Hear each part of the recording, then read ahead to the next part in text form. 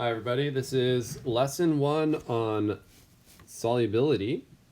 So we're going to just quickly define precipitates, then write out some balanced equations for double displacement precipitation reactions. Alright, so there's a lot of background here about water. Water is very special. It's a polar compound, so this polarity that we have in water, we often draw it out like this. The hydrogens are more positive and the oxygen is more negative, so there's a general drift of the electron density towards the oxygen. This is known as a dipole. This dipole moment, this dipole, you can see them here.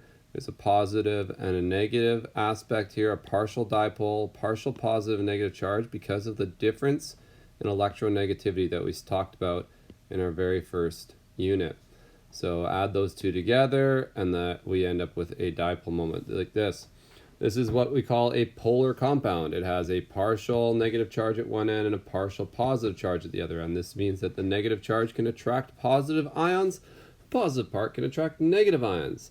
And this attraction between aqueous water and aqueous ions is really strong. It's one of the strongest attractions there is. If we think about bond interactions, the ion water interaction is, or ion dipole interaction is considered one of the strongest interactions on our scale.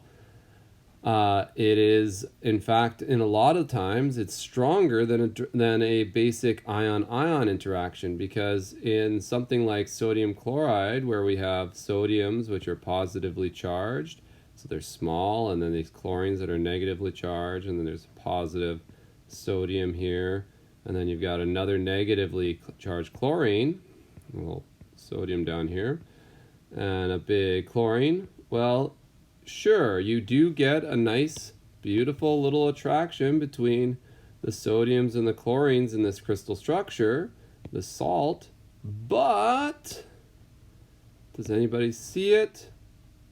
You've got two negative things which are repelling each other right next to each other. The sodiums are small, so we can't really draw a nice picture there, but there is, in this crystal structure, there's a repelling action between the chlorines and that are the same charges, and also between these, there's probably one between these sodiums as well.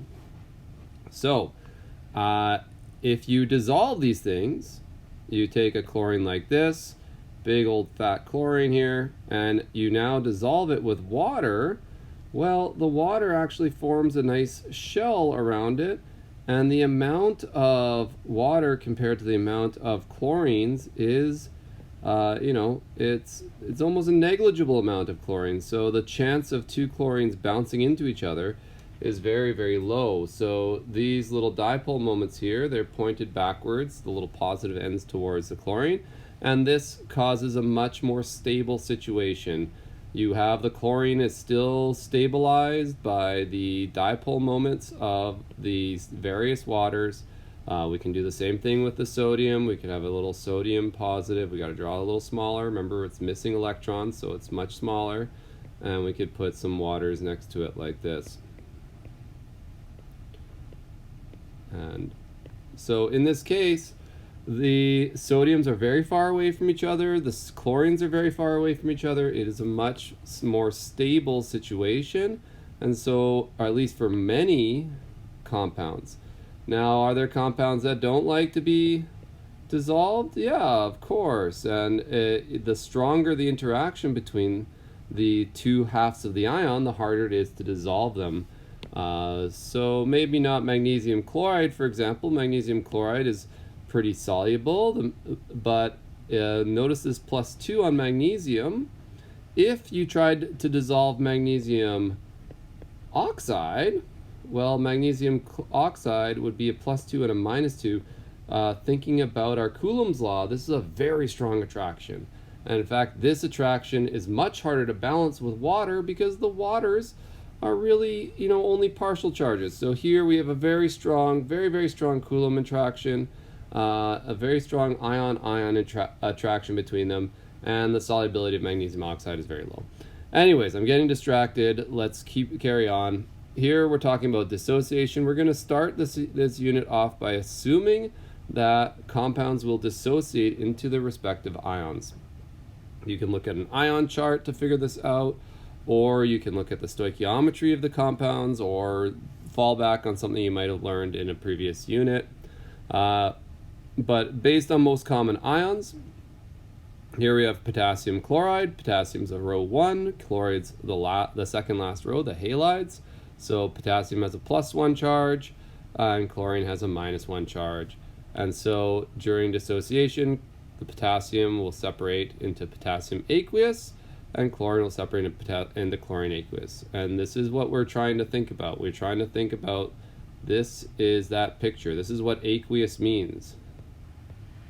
Right? I'm thinking about it. That's what aqueous means. If I'm saying chlorine aqueous, I'm really talking about a separated chlorine ion far, far away from any other chlorine ions, far, far away from any potassium ions, and there is only a small chance it's going to find somebody else to interact with. Speaking of unlikely breakups, aluminum hydroxide is actually not very likely to separate like this.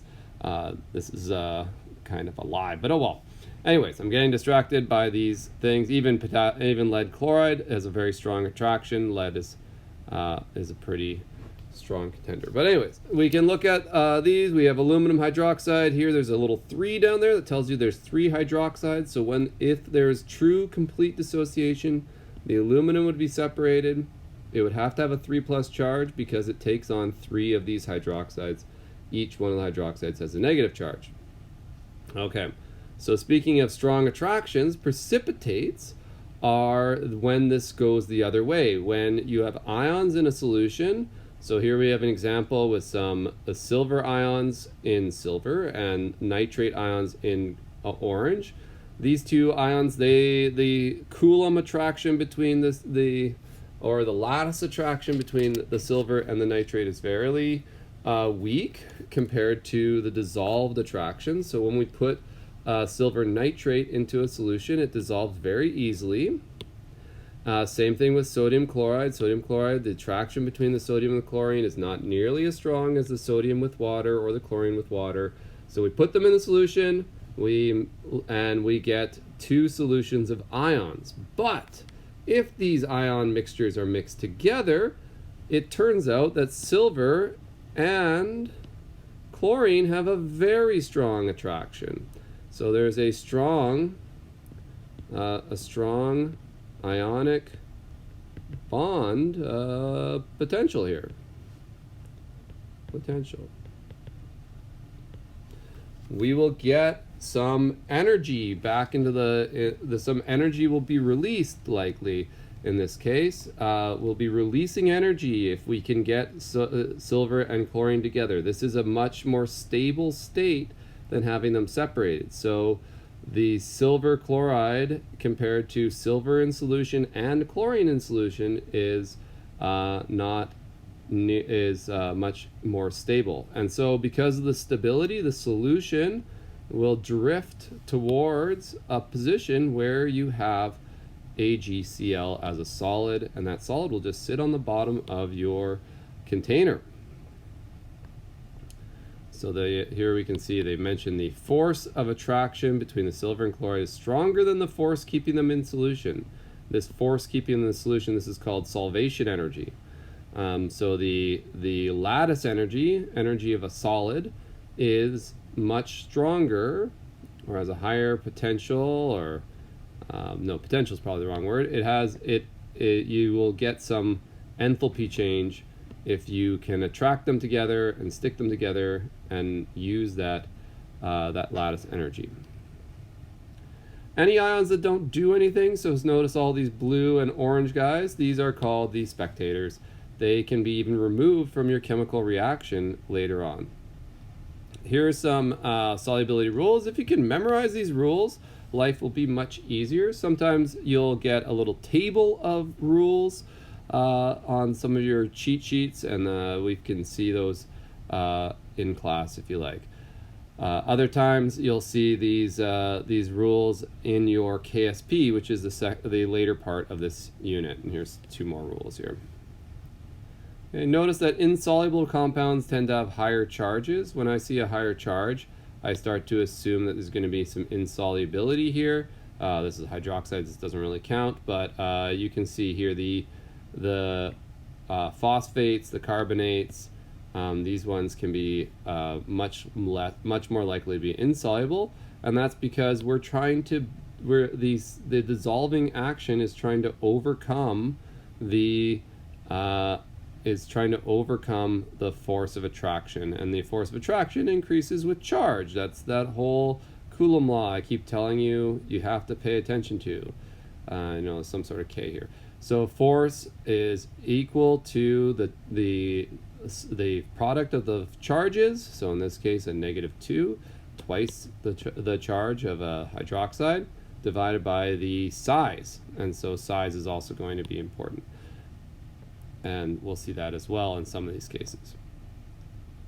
Sodium sulfate here, we can say that one's going to be all soluble because we have a rule that says anything with the first row element is soluble. Silver nitrate, all of the nitrates are soluble. Aluminum hydroxide, this one's mostly insoluble because it says that hydroxides are not very soluble, except for protons and strontium, barium, and ammonium. Lead chloride. Lead is specifically not soluble when combined with chlorides, and we can see up here most are soluble except, and here are the exceptions here: copper, silver, lead, and manganese and mercury.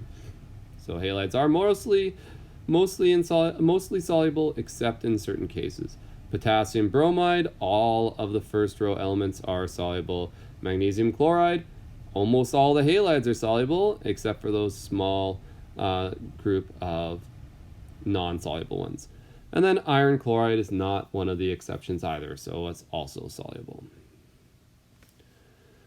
So a precipitation reaction is simply a reaction where we identify the chemicals involved, figure out which ions each chemical would produce. So here you can see me producing the ions out of this chemical, and then determining what would happen if we crisscrossed, if we mix the silver and the chlorine and we mix the sodium and the nitrate, because now we have that potential. We have, if we're going to mix solutions of silver nitrate and solutions of sodium chloride, then we have a potential there for the silver to meet a chlorine, for the sodium to meet a nitrate. So we're trying to look for these patterns, what could be mixed.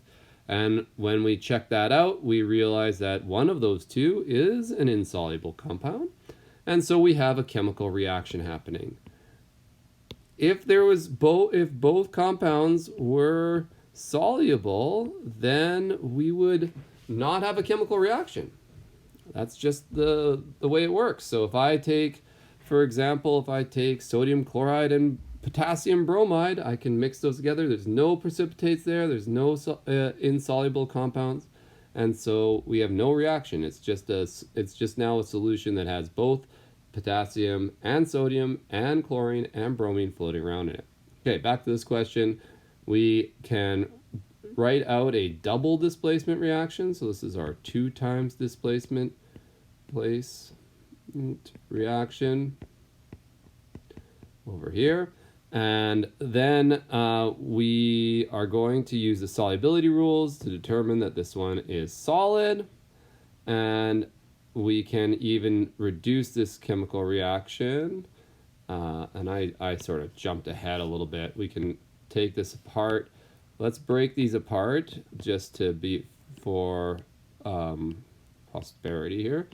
I don't think that's right. All right, and then NO3 minus aqueous.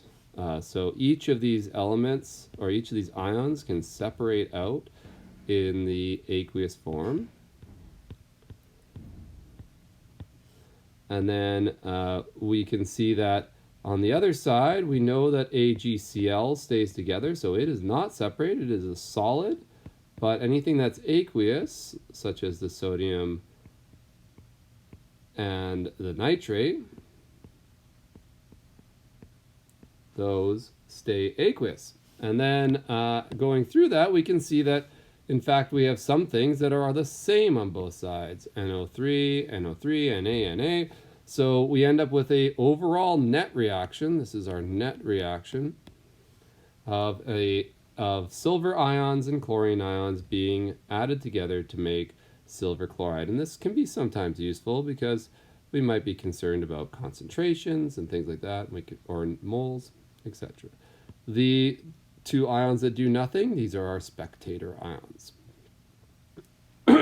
So here's another example. We have lead iodide, potassium nitrate.